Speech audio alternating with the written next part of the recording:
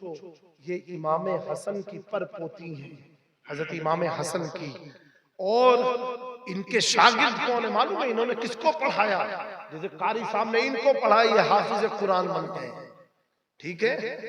حضرت سیدہ نفیسہ نے کس کو پڑھایا؟ اس کو پڑھایا جس کو دنیا آج امام شافعی کے نام سے جانتی ہے۔ کس کے نام سے؟ امام شافعی۔ آپ کے علاقے کے مولانا پڑھا دے تو بچہ حافظ ہو جائے، اور جسے فاطمۃ الزہرا کی آل پڑھا دے تو وہ اپنے وقت کا امام شافعی ہوتا ہے۔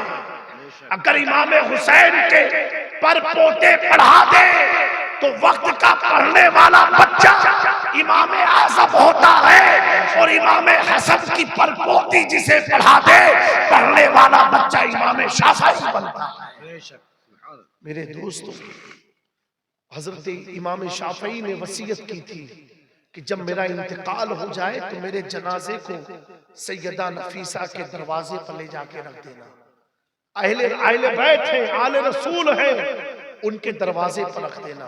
حضرت ذوالنون مصری فرماتے ہیں کہ اس زمانے میں جس کو جو تکلیف ہوتی تھی سب سیدہ نفیسہ کی بارگاہ میں جاتے تھے، ان سے دعا کراتے تھے، اللہ نے انہیں مستجاب الدعوات بنایا تھا۔ اللہ اکبر۔ امام شافعی فرماتے ہیں میرے جنازے کو ان کے گھر کی چوکھٹ پر رکھ دینا، اور رکھنے کے بعد ان کی اجازت سے نماز میری پڑھوانا۔ لوگ جمع ہوئے کہ وقت کے بڑے امام شافعی کا آج انتقال ہو گیا، اور جن کی نماز جنازہ سیدہ نفیسہ کے صحن میں پڑھائی جائے گی۔ میرے دوستو، سارے لوگ پہنچنے کے بعد نماز ہو گئی، ادا ہو گئی۔ اب اہل بیت کی برکت کیا ہے؟ کیوں امام شافعی نے کہا کہ میرا جنازہ ان کے دروازے پر لے جا کے رکھ دینا؟ میرے پیارو، نماز سے سب فارغ ہوئے، مجمع بکھر گیا، ایک مجذوب آیا، ایک دیوانہ آیا۔ اس دیوانے نے کہا اے امام شافعی کے جنازے کی نماز پڑھنے والوں سنو، اللہ تعالیٰ نے امام شافعی کی صدقے سے، ان کے برکت سے تم سب کی مغفرت فرما دی ہے، تم سب کی مغفرت فرما دی۔ اور آگے جملہ وہ درویش کہتا ہے تم سب کی مغفرت اللہ نے امام شافعی کے طفیل کر دی، اور امام شافعی کی مغفرت اللہ نے بی بی نفیسہ کے صدقے میں کر دی۔ پتا کیا چلا؟ آدمی لاکھ گنہگار ہو، جیسا بھی ہو، اگر آل رسول کی نسبت مل جاتی ہے تو اللہ تعالیٰ دنیا میں بھی اسے کامیاب کرتا ہے، قبر میں بھی کامیاب، آخرت میں بھی کامیاب، حشر میں بھی کامیاب۔ تبھی تو میرا امام عقیدہ دیتا ہے دو جہاں میں خاتم آل رسول اللہ کر، حضرت آل رسول مقتدی کے واسطے اے اللہ احمد رضا کی پہچان دنیا میں آخرت میں امام مجدد مفسر محدث کے ناطے نہ ہو، بلکہ غلام آل رسول کے نام سے ہو، اہل بیت کے عاشق کے نام سے ہو، اہل بیت کی غلامی کے نام سے ہو۔ انشاءاللہ اب میرا امام کہتا ہے یہ دعا جو مقبول ہوئی خدا کی بارگاہ میں، کل احمد رضا کو نکی علی کے بیٹے کے ساتھ نہیں، نکی علی کا بیٹا سمجھ کے نہیں پکارا جائے گا، بلکہ یہ کہا جائے گا کہاں ہے عبد القادر کا گدا، کہاں ہے غریب نواز کا غلام، کہاں ہے خانقاہ مہررہ کا عاشق، کہاں ہے مخدوم سمنانی کا دیوانہ۔ غلامی کے ساتھ امام احمد رضا کو جب پکارا جائے گا، اب میرا امام کہتا ہے رضا پل سے اب وصل کرتے گزریے کہ ہے رب سلم صدائے محمد، کیونکہ آقا نے فرمایا کہ کل قیامت کے دن میں اس کی شفاعت کروں گا جس نے دنیا میں میری اہل بیت سے محبت کیا، دنیا میں میری اہل بیت کے ساتھ رہا، دنیا میں میری اہل بیت کا ساتھ دیا، جس نے دنیا میں میری آل کا سپورٹ کیا، کل قیامت کے دن میں اس کی شفاعت کراؤں گا، شفاعت کراؤں گا، شفاعت کراؤں گا۔ اللہ اکبر۔ بریلی کا مسلک امام احمد رضا کا مسلک یہی پیغام دیتا ہے. کیا دیتا ہے کہ ہماری شناخت ہماری پہچان کتابوں سے نہیں، علم سے نہیں، زہد و تقوی سے نہیں، پرہیزگاری سے نہیں، بلکہ ایسی ہوگی. اللہ اکبر.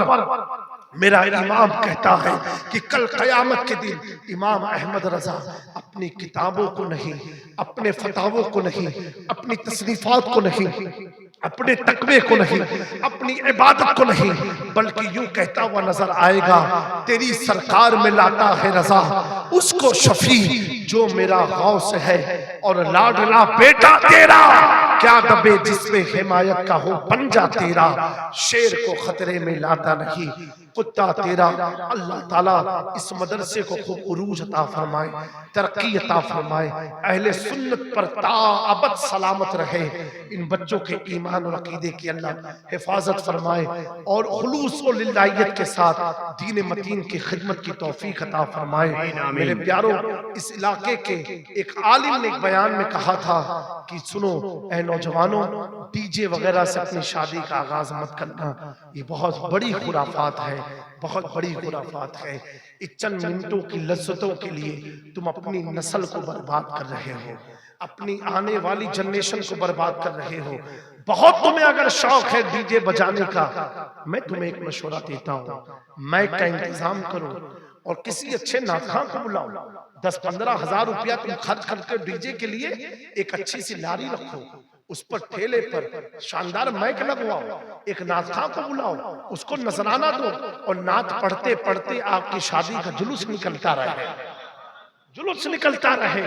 تو سننے والا جو کل آج آپ کی سلب میں جو نطفہ ہے، کل یہ جب بچہ بن کر کے وجود میں آئے گا تو کم سے کم اتنا اسے معلوم رہے گا کہ میرے ابا ناچتے ناچتے نہیں، مصطفیٰ کی نعت سنتے سنتے گئے تھے، سنتے سنتے گئے تھے. میرے پیارو، ایسی کوئی چیز کا چلن مت کرو. میں جو سرمایہ دار حضرات ہیں اس علاقے میں جنہیں اللہ نے پیسہ دیا ہے، ان سے تو ہاتھ جوڑ کے کہتا ہوں آپ لوگ ایسی حرکت ہرگز مت کرنا. اور کوئی ایسا کرتا ہو آپ اسے سمجھاؤ، اسے مناؤ. میرے پیارو، یہ پیسہ بڑی محنت سے آتا ہے، اس کا اگر تم نے حرام کاری میں 1 روپیہ بھی تم نے ڈالا، اس 1 روپیہ کا کل قیامت کے دن حساب دینا ہوگا. قیامت، یہ خواب آپ لوگ کو لگتی ہوگی نا، خواب کس نے دیکھا؟ ایک بات میں بتاؤں، جب آپ سوتے ہو بستر پر اور خواب آتا ہے کہ کوئی بھوت تمہارے پاس چڑھنے آ رہے ہیں، چیخ مار کے اٹھتے ہو، لوگ گھبرا کیا ہوا؟ ارے بہت خطرناک خواب دیکھا. کتنے سیکنڈ تک آپ ہوش میں نہیں رہتے. گھر میں لیٹنے کے باوجود اگر کوئی جنات خواب میں آ جائے تو کتنے سیکنڈ تک آپ کا دماغ، آپ کے دماغ کنٹرول میں نہیں رہتا. تو قیامت کا منظر یاد کرو پیارو، جیتے جیتے موت تمہیں آ جائے گی. یہ کوئی فلسفہ، کوئی ڈرامہ، یہ کوئی ہسٹری مولانا لوگ نہیں سنا رہے ہیں، یا حضور پاک صلی اللہ علیہ وسلم نے کوئی ڈرانے کے لیے نہیں سنایا ہے. یہ ایک حقیقت بتائیے کہ دنیا کی حقیقت کیا ہے. یہ دنیا جسے تم چمکدار سمجھتے ہو کچھ نہیں ہے. یہ دنیا جو حسین تمہیں دکھتی ہے کچھ نہیں ہے. اس کا حسن کچھ نہیں. یہ تو 1 روپیہ حرام کا خرچ کیا، اس کا حساب تو دو گے، لیکن جیتے جی تمہیں اس کا حساب ایسے دینا ہوگا کہ اللہ تمہیں ایسے مرض میں مبتلا کر دے گا. اللہ اکبر، اللہ کی پناہ، اللہ ہمیں بچائے. ایسے مرض میں مبتلا ہو جاؤ گے کہ تمہاری دولتیں اسی مرض کو ٹھیک کرتے کرتے تم قبرستان پہنچ جاؤ گے، اکاؤنٹ تمہارا خالی ہو جائے گا. میرے پیارو، اللہ اور اس کے رسول کے دین کے لیے خرچ کیا ہوا پیسہ وہ تیرے لیے حفظ و امان بن جائے گا، تجھے بیماری آزاری سے بچا لے گا. حرام کا 1 روپے کا جواب تمہیں دنیا میں بھی دینا پڑے گا، مریض کی شکل میں، مرض کی شکل میں، اسپتال میں ادھر ادھر چکر لگا کر کے. قبر میں تو دینا ہے، حشر کا تو معاملہ اتنا ٹف ہے کہ حضور فرماتے ہیں کہ اس وقت انبیاء بھی کانپیں گے اللہ کے جلال کے سامنے. انبیاء تھر تھرائیں گے. اللہ اکبر، اللہ کی پناہ. اللہ ہم سب کا ایمان میں استقامت عطا فرمائے، ایمان پر خاتمہ عطا فرمائے۔ دوستو یہ ایمان بہت بڑی نعمت ہے، بہت بڑی نعمت ہے۔ آج سوشل میڈیا پر چند مولوی بیٹھ کر کے یہ بات کرتے مسجد تو خدا کا گھر ہے۔ ایک وہابی نے کیا کہا کہ بریلوی سنی کہتے ہیں، ابھی کل ہی میں ویڈیو سن رہا تھا کہ بریلوی سنی کہتے ہیں کہ وہابی کا مت کھاؤ، وہابی کا مت پیو، وہابی کی مسجد میں مت جاؤ۔ تو کہا مکہ و مدینہ شریف تو وہابیوں کا ہے، مکہ مدینہ شریف میں جو ماربل ہے وہابیوں نے لگایا، وہاں زمزم کے پانی کے انتظام وہابی نے کیا۔ میں نے کہا اس کا جھوٹ دیکھو کتنا بڑا جھوٹا ہے، سنیوں کتنا بڑا مکار ہے یہ نجدی وہابی، کتنے بڑے جھوٹے ہیں۔ زمزم کا پانی عبدالوہاب خبیث کے ذریعے نہیں ملا، زمزم کا پانی اسماعیل ذبیح اللہ کے قدم کے ذریعے بے شک حضرت اسماعیل کے قدم کی برکت سے ملا۔ پوچھو علماء سے، یہ علماء بتائیں گے اس میں بھی کمال اسماعیل نہیں تھا، اسماعیل میں جو نور مصطفیٰ تھا اس نور کا یہ کمال، یہ نور مصطفیٰ کا کمال تھا۔ کہتا ماربل ہمارا ہے، خبیث کہیں کے 15,000 روپے ویزے کی فیس لیتے، سنیوں کا تو پیسے سے کام کرتے ہو، کون سا فری کا ہے وہاں پر؟ عمرہ کرنے جاتے ہو ویزا لگتا ہے کہ نہیں؟ جبکہ یہ الاؤڈ نہیں اسلامی شریعت میں، لیا جاتا ہے مینٹیننس کے نام پر۔ تو الحمدللہ کعبہ ہمارا ہے، مکہ ہمارا ہے، مدینہ منورہ تو ہماری جان ہے، ہم سنیوں کی پہچان ہے، ہم سنیوں کی آن بان شان ہے، اور مکہ ہمارا ایسے ہے کہ الحمدللہ کہ نہ چومنے والے کشن گنج ٹھاکر گنج میں پتھر کو نہ چومنے والے بھی مکہ جا کے بریلوی بن جا کر جاتے ہیں اور حضر اسود کو چوم کر کے اپنا طواف شروع۔ بے شک سبحان اللہ۔ ہاں پوچھو ان سے، تم تو یہاں کہتے ہیں حرام ہے، وہاں کیوں چومتے ہو، وہاں کیوں چومتے ہو؟ اب سنو ایک بات ہے، سننے کا ارادہ ہے، یہ بات ہے پبلک بہت زیادہ ہوتی ہے حرم میں، جتنے عمرہ حج کرنے گئے سب نہیں چوم پائے ہوں گے حضر اسود کو، تو کیا کرتے ہو آپ لوگ؟ استحلام کرتے تھے، کعبے کی طرف ہاتھ کر کے حضر اسود کی طرف ہاتھ کر کے اپنے ہاتھ کو بولو بھیا منہ سے، نہیں کون لوگ عمرہ کرنے گئے یہاں پر؟ حج وج کیا کسی نے؟ ماشاءاللہ۔ کیا کرتے ہو؟ ہاتھ کو چومتے ہو۔ میں نے کہا ڈاکٹر صاحبہ صاحب کیوں ہاتھ چوم رہے ہو؟ کہا حضرت ہاتھ نہیں ہے، حضر اسود کو چوما۔ ارے چند سیکنڈ میں حاجی صاحب اتنا جھوٹ بول رہے ہو، کعبے کے سامنے چوم رہے ہو ہاتھ اور کہتے ہو حضر اسود کو چوما۔ کہا ہاں جامی میاں حضر اسود، میں نے کہا رے نادانی تیرا ہاتھ ہے ہاتھ۔ کہا نہیں، اگر انگلی سمجھ کے چوموں گا تو طواف شروع نہیں کر سکتا ہو، چوم رہا اپنے ہاتھ کو، کہنا پڑے گا کہ حضر اسود کو چوما۔ بے شک کیا کہنا پڑے گا؟ حضر اسود کو چوما، حضر اسود کو چوما۔ اے وہابیوں یہی تو ہم انڈیا میں سمجھاتے تھے، یہی تو ہم سمجھا رہے تھے کہ تو سمجھتا ہے کہ ہم نے خواجہ کی تربت کو چوما۔ ارے نادان، تربت خواجہ کو نہیں، خواجہ کے قدم چوما۔ جب تیرا ہاتھ حجر اسود بن سکتا ہے، تیرا ہاتھ حجر اسود بن سکتا ہے چند سیکنڈ کے لیے، تو جہاں خواجہ لیٹے ہو اب وہ پتھر پتھر نہیں ہے، تجھے پتھر دکھتا ہے تو کہتا وہ جنتی ہے، پتھر تھا حضور نے چوما اس لیے چومتے۔ میں نے کہا حضور نے چوم کے بتا دیا کہ پتھر کو چوما جا سکتا ہے، پتھر کو چومنا شرک نہیں ہے، حضور نے چوم کے بتا دیا کہ جو چیز چومی جائے وہ خدا نہیں ہے، وہ خدا۔ میرے مخدوم پاک نے بڑی پیاری بات بیان کی، فرماتے ہیں میں جب گیا حج کرنے تو میں نے حضر اسود کو چومنے میں جو ذائقہ مجھے ملا دنیا کی کسی چیز میں نہیں ملا۔ اچھا یہ بات ہر ولی نہیں کہہ سکتا، پوچھو کیوں؟ دنیا کا کوئی ذائقہ نہیں ہے، یہ بادشاہی کہہ سکتا ہے؟ کیونکہ بادشاہ جو ہوتا ہے اس کے دربار میں ہر ملک کے کک ہوتے ہیں، ہر ٹائپ کا کھانا کھاتا ہے۔ مخدوم پاک فرماتے ہیں کہ ایسا ذائقہ مجھے دنیا کی کسی چیز میں ملا ہی نہیں۔ حضرت نظام یمنی آپ کے مرید و خلیفہ حیران کہ ہم نے بھی چوما، کوئی ذائقہ کچھ پتا تو نہیں چلا، چوم لیا۔ ڈاکٹر صاحب نے بھی چوما، ہم نے بھی چوما، ان علماء اگر حج عمرہ انہوں نے بھی چوما۔ کہا حضور کرم فرما دیں، ایسی کیا لذت آپ کو حضرت اسود میں ملی جو ہم لوگ جس سے محروم رہ گئے؟ اللہ اکبر، اللہ والوں کی نظر تو دیکھو۔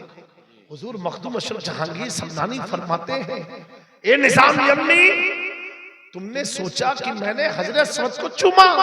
کہا سنو، جب میں حضرت اسود کے قریب گیا، دعا مانگی اے اللہ حجابات سب ہٹا دے، اللہ نے دعا قبول کی، سارے پردے ہٹ گئے، میں نے حجر اسود کو اس جگہ چوما جہاں لب مصطفیٰ کا نشان تھا، سبحان اللہ، جہاں لب مصطفیٰ کا نشان باقی تھا، کیونکہ مصطفیٰ کا یہ معجزہ تھا، اگر پتھر پر نرم نرم قدم پر جائے تو قدم کا نشان بچ جاتا تھا، اور جس پتھر پر نرم لب لگ جائے اس پتھر پر لب کا نشان بچ جاتا تھا۔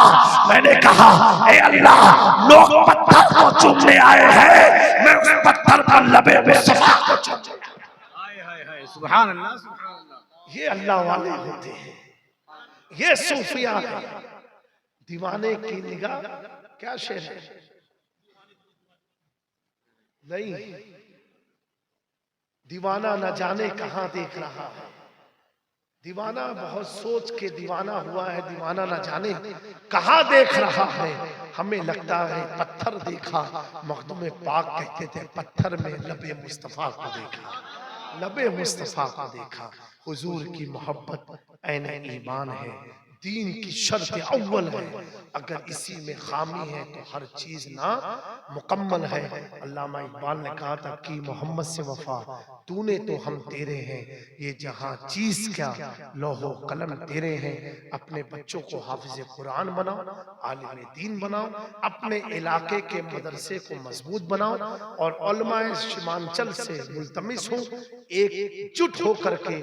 میں نے اس علاقے میں کئی نزدیوں کے، وہابیوں کے، سلفیوں کے بڑے بڑے ادارے دیکھے ہیں۔ میری خواہش یہ ہے کہ آپ سب مل کر کے چھوٹے چھوٹے جو مدرسے ہیں، یہ مدرسہ تو رہے، ایک کوئی اس سیمانچل کا اہل سنت کا بڑا مرکزی ادارہ ہو کہ صرف یہاں حفظ پڑھایا جائے، اعدادیہ اولا ہو، ہر علاقے کے چھوٹے چھوٹے مدرسے میں حفظ اعدادیہ اولا، اور باقی کی جماعت کے لیے بڑا ادارہ ہونا چاہیے جہاں ہزاروں کی تعداد میں بچے دینی اور دنیاوی تعلیم سے آراستہ ہو۔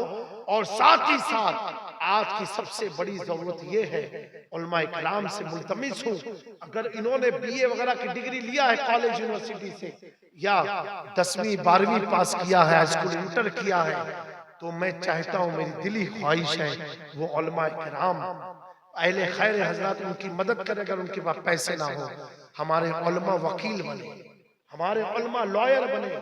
جس دن ہمارے علماء وکیل بن گئے، وکیل کورٹ کے میں لگ گئے، انشاءاللہ تبارک و تعالی ہماری قوم کے طلاق کے مسئلے کا جو ناجائز پیسہ جا رہا ہے، زمین کے بٹواروں کا ناجائز پیسہ جا رہا ہے، ہماری مساجد کے اختلافات جو کورٹ میں جاتے ہیں، شرما جی بھی اور مشرا جی بھی خوب کھا رہے ہیں دونوں طرف سے، اگر ہماری قوم کا کوئی عالم وکیل بن کر کے وکالت کرے گا تو کم از کم اگر رشتہ طلاق کی نوبت پر ہے، وہ قرآن و سنت کی روشنی میں اپنی وکالت جگہ پر بیٹھ کر کے اسے سمجھائے گا، راضی کرائے گا، منوائے گا کہ تم دونوں ایک ہو جاؤ، کیونکہ اس عالم کو معلوم ہے دو مسلمانوں میں صلح کرانا ایسا ہے کہ جنگ میں شہید ہونے کا ثواب ملتا ہے۔ دو آدمی، دو مومن میں صلح کرانا وہ شخص کراتا ہے جس پر خدا کی خاص رحمت ہوا کرتی ہے۔ اگر ہمارے علماء وکیل بن جائیں گے تو کم از کم ہماری قوم کے یہ ناجائز پیسے تو بچیں گے۔ اور دوسرا یہ ہے کہ جو عالم قرآن کے حفظ کر سکتا ہے، حدیث کو اللہ کی توفیق سے سمجھ سکتا ہے، جب وہ کورٹ میں کھڑا ہو کر کے قرآن و حدیث اور بھارت کے سمویدھان کی روشنی میں گفتگو کرے گا، اس کی روشنی میں جب گفتگو کرے گا، دیکھو نا ایک ہی شخص ہے جو آج کی تاریخ میں پارلیمنٹ میں، مجھے اس بات کی خوشی ہے، کس بات کی؟ بہت سارے مسلمان ندوی خبیث مولوی بھی گیا، کہتا ہے کہ میں خدا کے نام کی شپث لیتا ہوں۔ ارے مولوی تو نے یہی سیکھا؟ تجھ سے اچھا وہ بیرسٹر ہے کہ جس نے یہ کہا بسم اللہ الرحمن الرحیم میں اللہ کے نام اس کے حلف لیتا ہوں۔ تمہیں اللہ نام لینے میں شرم آ رہی ہے؟ کیا تم دین کا کام کر سکتے ہو؟ تم سے کیا امید لگائی جا سکتی ہے؟ لیکن میرے پیارو، جب آدمی بھارت کے سمویدھان کے مطابق اس کی آئین میں رہ کر کے جب کام کرے گا تو کوئی بھی ایسی باطل طاقت اسے ڈرا نہیں سکتی، وہ آنکھ میں آنکھ ڈال کر کے بات کرے گا۔ کسی کو لگتا ہے کہ کوئی کسی کا ایجنٹ ہو سکتا ہے، میں کہتا ہوں سنو مسلمانوں، ایجنٹ ہونا الگ بات ہے، ذرا یہ بھی سوچو جب آدمی حق بولتا ہے تو اللہ کے نبی نے فرمایا اللہ آسمان کے فرشتوں کو حکم دیتا ہے جا اس مومن کی تو حفاظت میں لگ جا۔ اگر تمہیں یہ لگتا ہے آج ہماری قوم کا سب سے بڑا سب سے برا حال یہ ہے، اگر امام مکان بنا لے، امام گھر اچھا کر لے تو قوم کی داڑھیوں میں کھجلی ہونے لگتی ہے کہ امام صاحب نے زکوٰۃ کا پیسہ لے لیا، مسجد کا پیسہ لے لیا، فلاں کا پیسہ لے لیا۔ ارے میری قوم کے لوگوں ذرا قرآن اٹھا کے دیکھو، اللہ فرماتا ہے جو میرے دین کے لیے کام کرتا ہے تو اللہ اسے 70 گنا عطا کرتا ہے۔ جو امام پانچوں وقت خدا کی مسجد کی عبادت کرتا ہے، ایک بار کرتا ہے، اللہ اسے 70 گنا عطا کرتا ہے۔ اب رب کہاں سے دیتا ہے؟ وہ رب کی مرضی ہے، وہ کہاں سے دیتا ہے؟ تمہارے 5000 میں کیا کسی مولوی کا گزر ہو سکتا ہے؟ 15000 میں ہو سکتا ہے؟ نہیں ہو سکتا، پھر بھی اس کا گھر چلتا ہے۔ آپ سے اچھا کپڑا پہننا ہے، ماڑی کانجی لگا کے نکلنا ہے، شان سے نکلنا ہے۔ آپ کو تو لوگ کہیں گے ٹٹو بھائی، پنو بھائی، پھلوا بھائی، یہ سب بولیں گے، ان کو بولیں گے عالم صاحب السلام علیکم، حافظ صاحب آپ آئیے، حضرت آپ آئیے۔ یہ قرآن کا اعجاز ہے، یہ مصطفیٰ کی غلامی کا اعجاز ہے۔ تو جب اپنے امام کو ترقی کرتا دیکھو تو حسد کے شکار مت بنو، بلکہ کہو واقعی میرے رب کا وعدہ آج میں اپنی آنکھوں سے دیکھ رہا ہوں، یہ میرے رب کا وعدہ۔ اگر اس نے غلط طریقے سے کیا ہے اسے قبر میں عذاب ملے گا، اس سے پوچھا جائے گا، لیکن اگر صحیح طریقے سے کیا ہے اور تم پسند ہو رہے ہو تو اس کی سزا تجھے دنیا میں بھی ملے گی، قبر میں ملے گی۔ بے شک بے شک میرے دوستو، سب سے بڑی طاقت کا نام اللہ کی طاقت ہے۔ اس کے دین کے لیے مخلص رہو گے تو اللہ تعالیٰ سمندروں میں راستے نکال دیتا ہے، سمندر میں راستے نکال دیتا ہے۔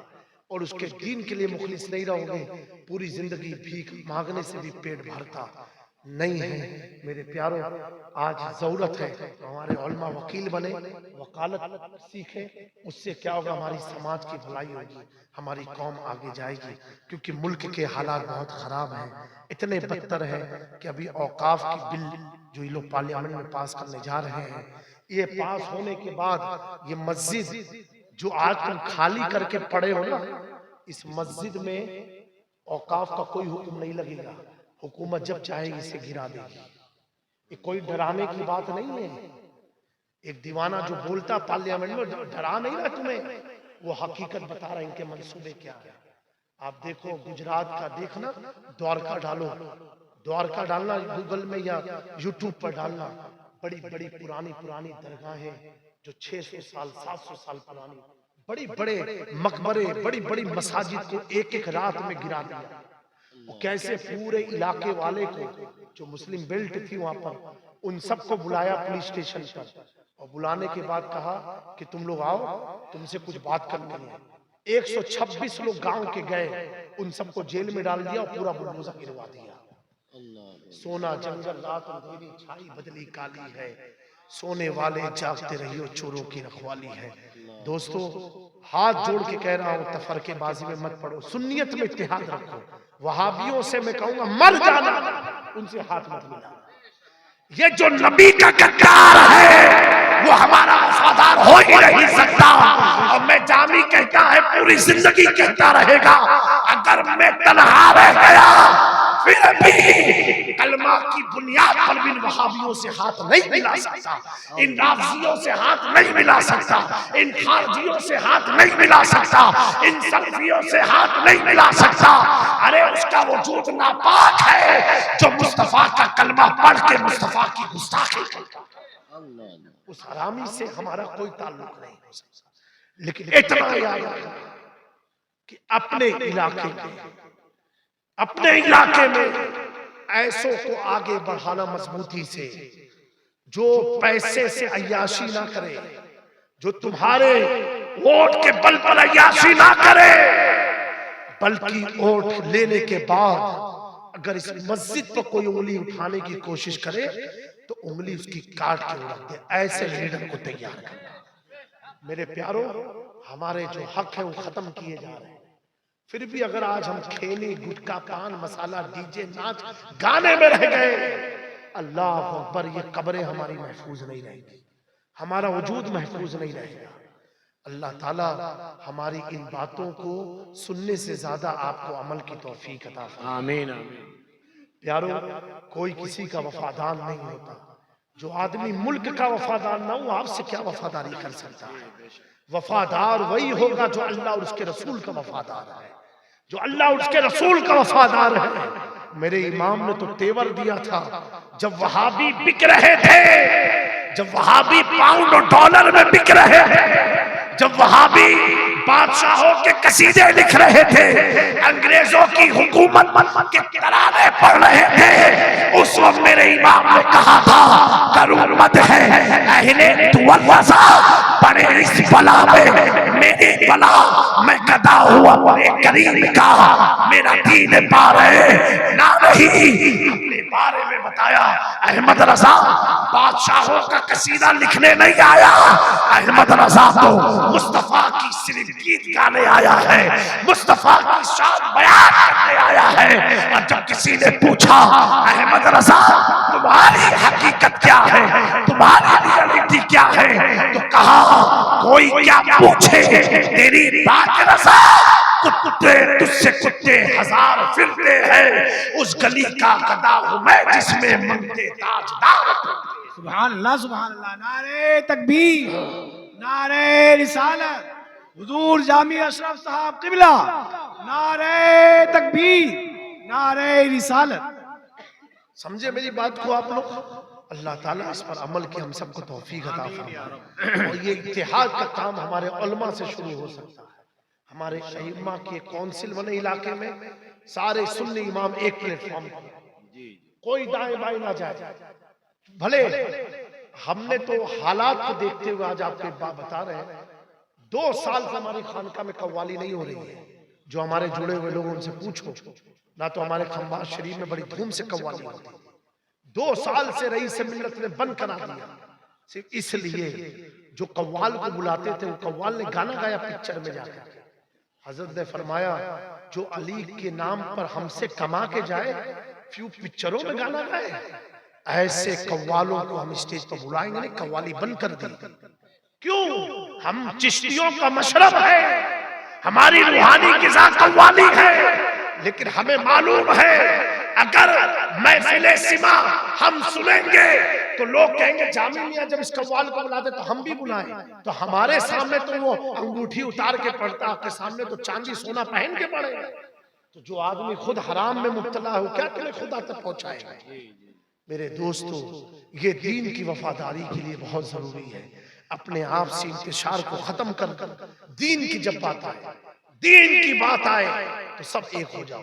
سنیت کی بات آئے تو سارے علماء ایک ہو جائے.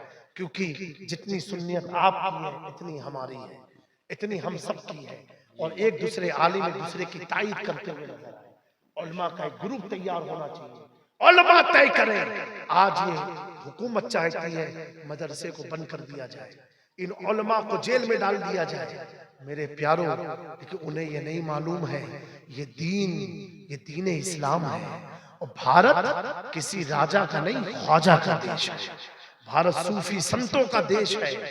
اللہ اکبر، ان کے وجود مٹ جائیں گے، حضور کے دین کا وجود کبھی اس دھرتی سے مٹے گا نہیں۔ مٹ گئے، مٹتے ہیں، مٹ جائیں گے ادا تیرے، نہ مٹا ہے نہ مٹے گا کبھی چرچا تیرا۔ اللہ تعالیٰ ان چند باتوں پر عمل کی توفیق عطا فرمائے۔ میرے جملے اگر تلخ لگے ہوں مجھے معاف کرنا۔ اللہ تعالیٰ ہمیں سنیت میں اتحاد عطا فرمائے، آمین آمین محبت عطا فرمائے، اور جتنے بھی لوگ حاضر آئے ہیں اللہ تعالیٰ انہیں بھی دین کو سمجھنے کی توفیق عطا فرمائے۔ وما علینا الا البلاغ۔ السلام علیکم ورحمۃ اللہ۔ ذکر ذکر نہیں